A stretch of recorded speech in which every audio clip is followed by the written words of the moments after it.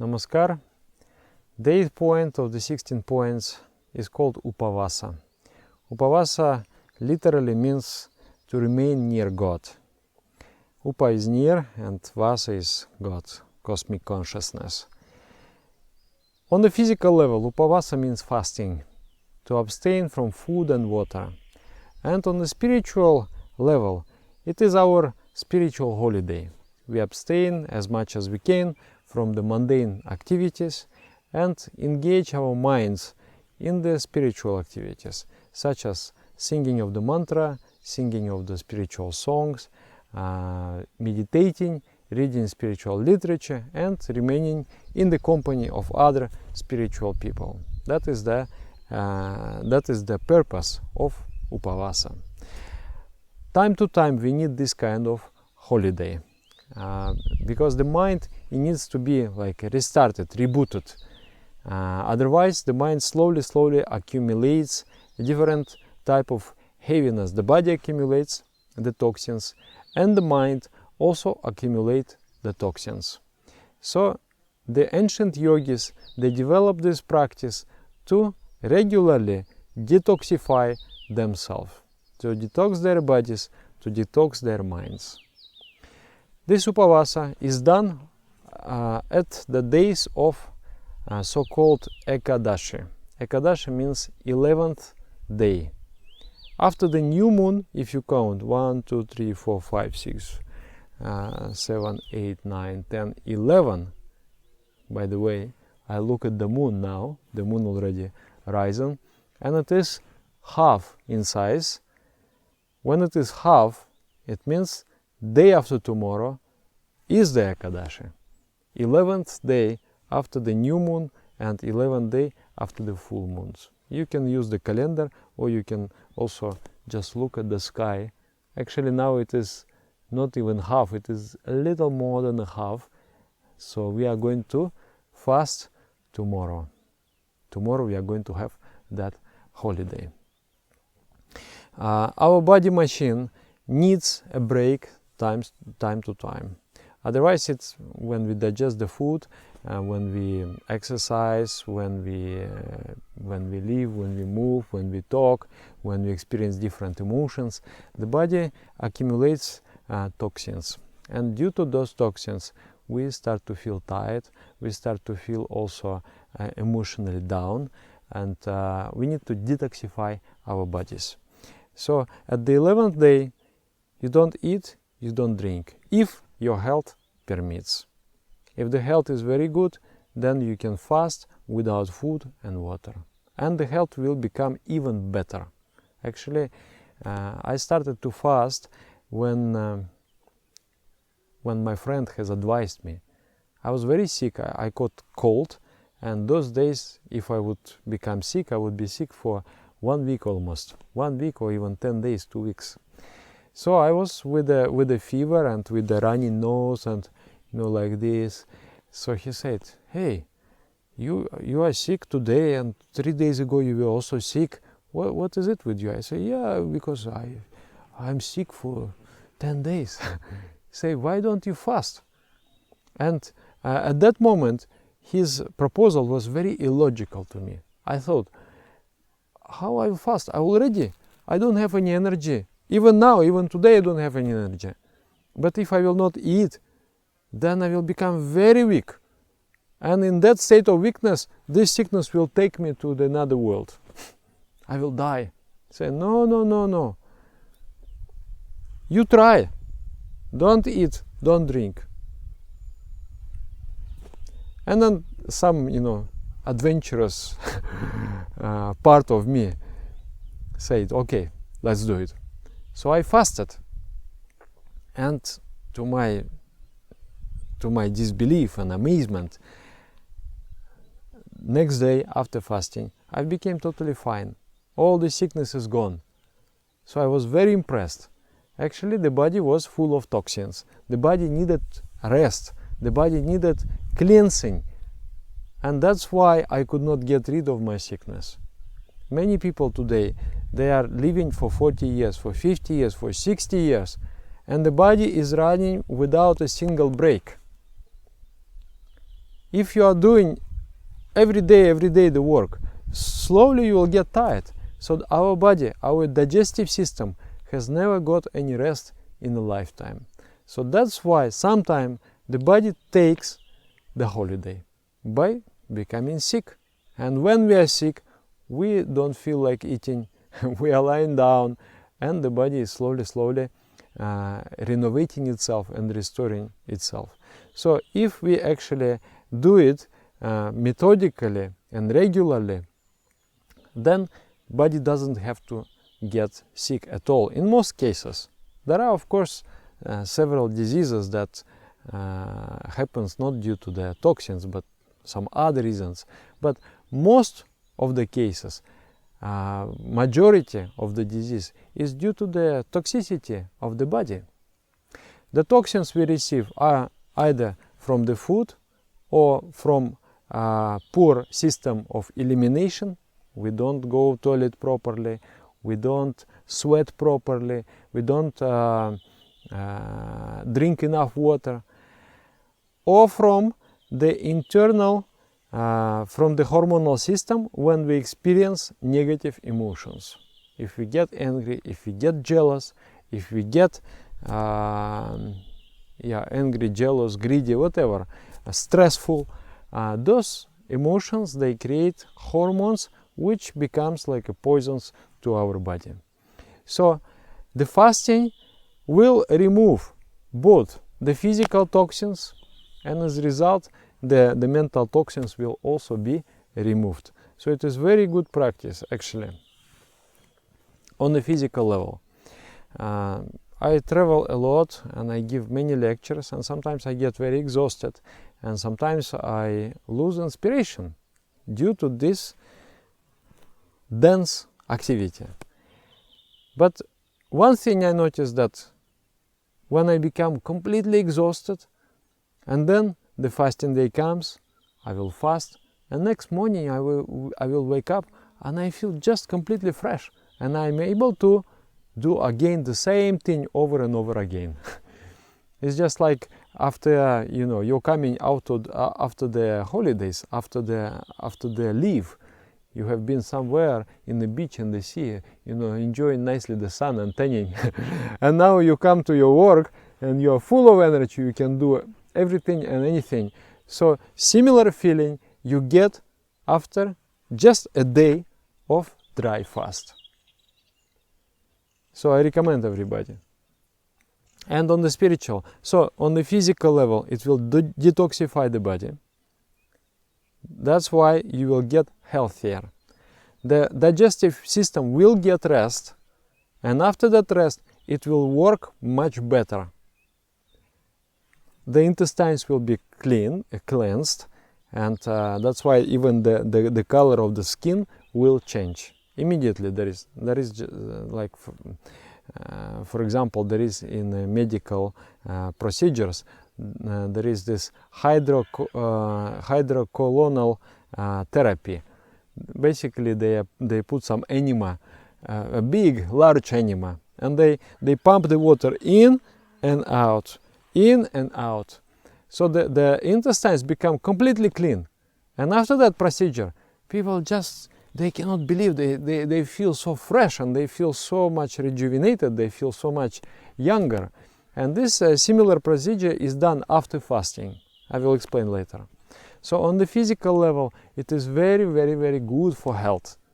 For many years, I have not been sick, mostly. Very, very, very rarely I will get sick, and I will be sick only for 2-3 days. And then again I'm healthy. And before that, before I started a yogic diet, yogic lifestyle and meditation and asanas, I used to get sick so much. My body was not so physically sound and healthy. I remember I had like in the clinics, there is this large, the history of my sickness. And my childhood memory, we are sitting there in the clinic with my mother, waiting for the doctor to do some examination and do something, to prescribe some pills and prescribe some injections. This was my childhood. And when I started to practice yoga meditation, and when I learned especially the fasting and vegetarian diet, from that I never been to the hospital anymore. From that point I only went a few times with some teeth fixing and cleaning and checking. That's all. I didn't go to the hospital. There was no problem at all, and there was a radical transformation. So on the physical level, fasting is very beneficial. If you are healthy, if, for example, you have weak kidneys, then it might not be a good idea to fast without water. So you need to consult your doctor whether you can do without water or not. And there are doctors who are specialized on these therapies, like the nature therapists. They can advise whether you can do or you cannot do. So if you cannot do the dry fasting, then you can do with water. Of course, the dry fasting is faster. If you fast dry, then after the second skipped meal, you get the body reversed. The body was targeted for the consumption of different nutrients. But after the second skipped meal, the body is not anymore consuming, the body is cleansing. There is a switch after the second skipped meal. So the dry fasting is very fast method. Liquid fast, only after 3 days the body switches from consuming to cleaning, to cleansing. And then when the body is cleaning itself, it targets all the broken, all the damaged cells and eradicate them from the body. So the body getting very much rejuvenated through fasting. Okay, if you cannot fast dry, then fast with water. If you cannot fast with water, then fast on fruits. If you cannot fast on fruits, then simply remove grains and pulses from your diet at that particular day. But that is extreme case. I think everybody can fast, at least with water. And most of the people whom I know, they can fast even dry. There is no problem. On the mental level, on the psychological level, the fasting will low down the negative emotions and also awaken spiritual emotions. You will feel just like the body is getting clean, so the mind is also getting clean. If you fast 1 day, you're clean. If you fast 2 days, even more clean. The mind is, and there is a prescription from my spiritual master, he said that if you cannot find any prescription for shasti means corrective punishment. If you cannot find measures to correct yourself, you don't know how to change yourself, then clean your body and mind through fasting. Abstain from food and water, automatically you will come in a very good state of mind. So on the psychic level, it is also very, very beneficial. You will feel rested, you will feel rejuvenated, you will feel just ready to do anything after fasting. And then finally on the spiritual level also, if you fast, and especially if you fast according to the system, that is, when you fast and you abstain from the mundane activities and you actually do meditation. You do much more meditation than you usually do at that day. So next day, when you break your fast, when the body is starts operating in a normal mode, then you will feel different spiritual feelings. Sometimes it comes. You just feel so much love. You just feel so much inspiration and joy and bliss within your heart, because the higher centers have been activated, and now when you take the food, that food fuels the higher centers, and the lower centers have been brought under control. So now you're enjoying the spiritual feelings and spiritual flow. So that is very important. And you will find in every tradition, in every religion, there is this prescription. Different saints and mystics, they have been fasting to achieve something spiritual. So we do it not in extreme form. We don't do like for 40 days or half a year. We just do it for 1 year, twice a month. And those who want to pursue a life of a sannyasi, the life of a monk, renunciate, and want to control all the worldly desires, they are prescribed to fast 4 times a month. At the 11th day, at the 11th day, at the new moon, at the full moon.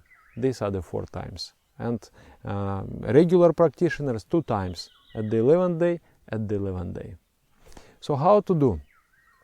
For example, tomorrow I'm going to fast. So today I will eat dinner, but I will not eat much.